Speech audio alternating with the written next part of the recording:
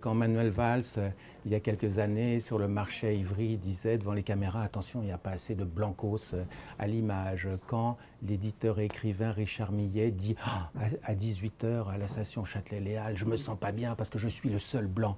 Ça veut dire quoi? Ça veut dire peut-être, et c'est là le fond, et c'est là où le sujet devient, qui pouvait être plaisant au début, devient très sérieux, c'est est-ce qu'on veut vivre ensemble? Est-ce qu'on veut réellement vivre? On va faire clair, hein, les Noirs, les Arabes, l'immigration postcoloniale, est-ce qu'une fois pour toutes, ils seront considérés comme des Français à part entière? Le clivage droite-gauche n'est plus opérant. Il n'est plus opérant. Parce qu'on a vu certains à gauche, notamment au sein du Parti socialiste, considérer que, oh attention, les dites minorités visibles ont eu peut-être un peu trop d'avantages, d'attention par rapport aux petits blancs.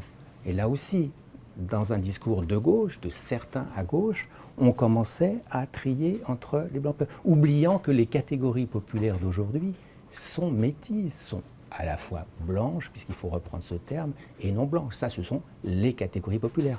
Pourquoi repasser une ligne de frontière aujourd'hui? Ne feignons pas la surprise en disant le racisme est en train d'exploser et d'ailleurs il est contenu dans un seul parti qui serait le Front National. C'est tellement facile. Non, quand on a construit un ministère de l'identité nationale et de l'immigration, qui était là pour montrer qu'il y avait une jonction entre les deux, quelle bêtise, je veux dire, à une époque où on devrait s'ouvrir